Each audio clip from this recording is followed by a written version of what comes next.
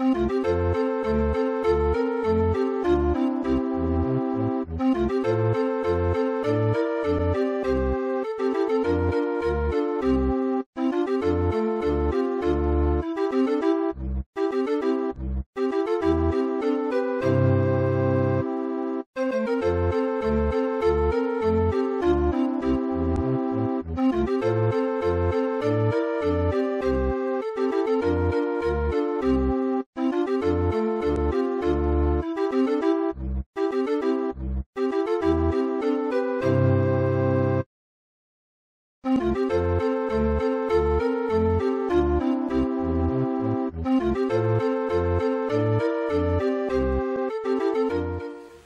à toutes, bonjour à tous et aux autres aussi.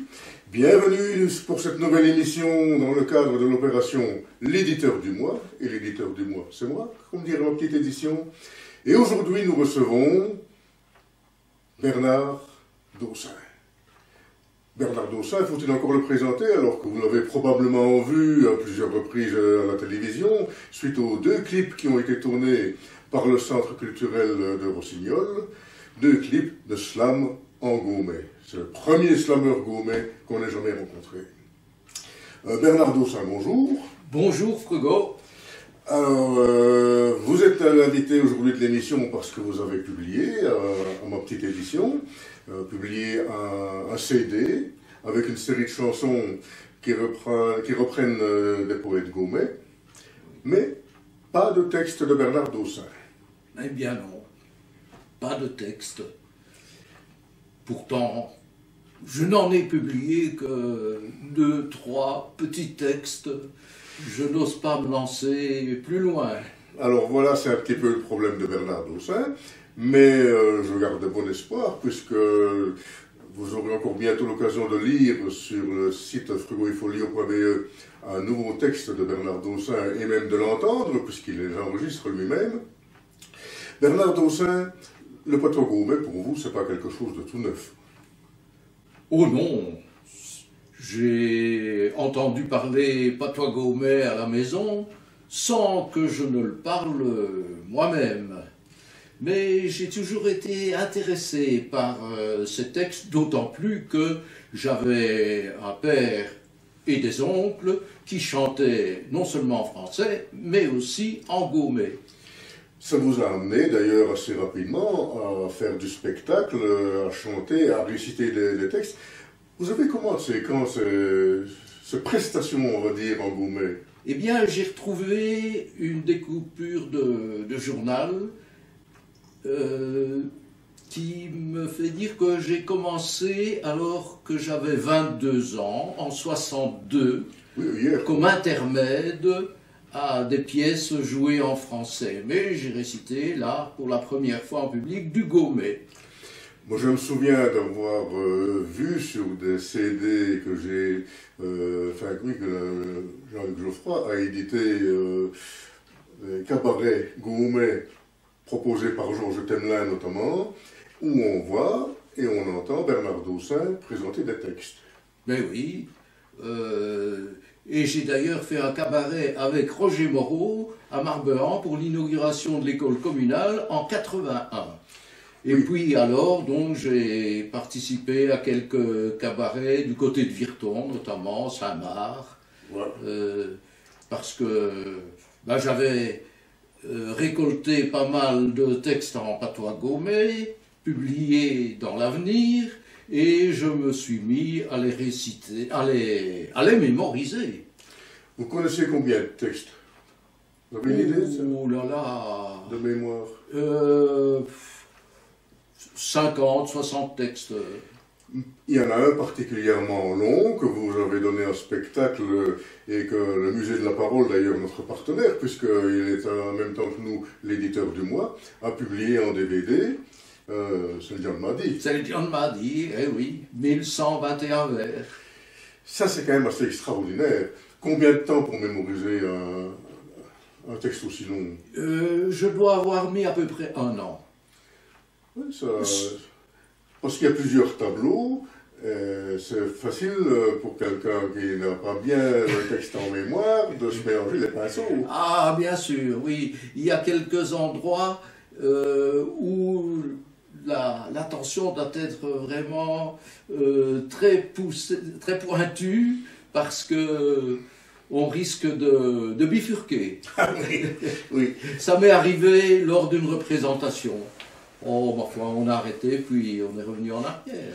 Mais je pense que tous les artistes qui sont montés sur scène ont eu un jour ou l'autre un trou ou une difficulté quelconque. Moi je me souviens d'une pièce de théâtre avec les Troubadours, une troupe de haut niveau de Chenois, où Paul Dumont à l'époque s'est planté et a dit simplement « Rideau, rideau, je ne sais plus mon texte ». On a fermé le rideau, c'était tout au début de la pièce, donc la pièce a repris et il n'y a plus aucun incident. Mais tout le monde, je pense, tout artiste a eu cette difficulté. Eh bien, la première fois que j'ai joué, en 2006, je me suis posé une question tout en récitant, mais on arrivait à un nœud, si je puis dire, Oui. et je me suis posé la question, mais enfin, est-ce que c'est bien cela que je dois dire après? Et je suis allé dans les coulisses, les gens ont applaudi, je suis revenu, j'ai vérifié rapidement, et j'étais dans le bon. C'est aussi une bonne méthode finalement, c'est de dire je vais chercher quelque chose, un accessoire et compagnie, et effectivement on revient avec la mémoire retapée. Parce que quand on n'a pas de souffleur, C'est vrai que, pas toi, est-ce qu'on a déjà eu des souffleurs? Je ne crois pas qu'il y ait eu jamais des souffleurs dans nos troupes de théâtre. je crois pas, non. Ça arrive parfois directement des coulisses. Hein. Quand j'ai joué au théâtre ici à Auchan, les souffleurs on n'avait pas trop de souffleurs bien entendu, mais on avait quand même un souffleur dans les coulisses. Ah oui, oui. Mais pour les gens de Madi, vous n'avez jamais eu personne. Je n'ai jamais eu personne. Non, jamais eu personne. Donc c'est vrai qu'en Gaumet, dans les troupes gaumaises, on n'a jamais eu de souffleur. Et je pense que c'est mieux parce que à partir du moment où on sait qu'on peut compter sur quelqu'un d'autre, on a peut-être moins d'attention, on est peut-être moins concentré. Mais oui, oui, oui. Enfin, ça nous amène presque loin de notre édition, puisque ce Jean de Madi a été édité par notre confrère Musée de la Parole en Ardennes. J'en reviens maintenant à l'écriture. Je me suis dit aussi qu'un jour, malgré tout, j'arriverai à décider, Bernard Dossin, à prendre la plume un peu plus souvent. Pourquoi? Parce que dans les 3 textes qui concernent les 3 premiers mois de l'année, si je me souviens bien, il y a 1 an ou 2, il y a une qualité d'écriture qui est intéressante, et il y a le vocabulaire aussi Gaumet du cru. Mais le vrai vocabulaire, un peu en littérature, on constate que le vocabulaire est manquant de plus en plus, le vocabulaire est pauvre dans la littérature, dans une certaine littérature moderne. Vous avez la richesse du vocabulaire, et en plus, dans le dernier texte que vous m'avez transmis, qui concerne la poste, La fermeture de la poste. Je trouve qu'il y a une qualité d'écriture qui est importante, et alors vous avez, naturellement, on ne va pas dire votre âge, on va rester dans la coquetterie, mais vous avez tout de même une mémoire importante, et je crois que se raconter quelque chose d'important pour le public. Et ça ferait plaisir à beaucoup de monde, je pense, si un jour on sortait un recueil des souvenances ou des mémoires ou de faits, peut-être anodins parfois. Je ne crois pas qu'il y aura pour faire un recueil, mais en tous les cas, ce seront des textes relativement courts. Mais quand j'ai contacté notre ami Daniel Hubert en lui disant « Vous pourriez peut-être me faire une petite chronique pour ma revue », c'est à l'époque où j'éditais encore Velcompernico, il m'a dit « Oh, j'ai pas le temps, puis si je fais un texte, ce sera un texte comme ça une fois à l'occasion ». Et on a quand même sorti 5 volumes, hein, dont le dernier est fort volumineux.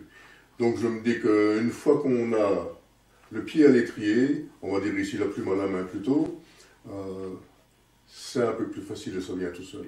Oui, mais j'ai beaucoup de regrets de ne pas avoir lu dans ma jeunesse déjà, étant donné qu'il n'y avait pas de bibliothèque dans mon école primaire. Ah oui. Et c'est une grave lacune, disons, dans ma formation, si on peut dire. Ce qui ne m'entraîne pas, m'engage pas à écrire. Mais moi, je vous y engage. Oui. Alors, on l'a dit, Bernard Dossin, c'est la scène, c'est le spectacle. Quel texte pourriez-vous nous dire, par exemple, maintenant? Ah, ben, nous voilà au mois d'avril. Oui. Je pourrais vous dire Sortie d'hiver d'Albert Yande. Sortez de l'Évire. Après des mois de fradeur, quand à Mars du grand hall s'en va rechuer la terre, et qu'un tout nouveau slow fargiter les doquets et zarnoer les flots, on se dit, la l'hiveroute, Hosanna, belle des halles. Même si la neige blanchit toujours les hennettes, et si pour les cuttes, la messe lutit très belle, on sur scène mobilage et on retrouve la vie belle, à voyant se déployer les premières collerettes.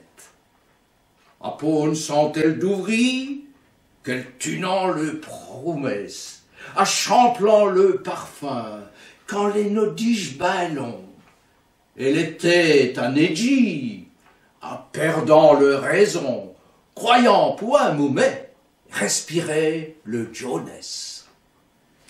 Merci Bernard Dossin, ce sera le mot de la fin de cette petite émission. Nous vous retrouverons bien sûr pour d'autres émissions dans le cadre de cette série L'éditeur du mois, donc toujours avec ma petite édition et notre confrère le Musée de la Parole en Ardennes. En attendant, pour TFB, j'ai pas irai le médecin.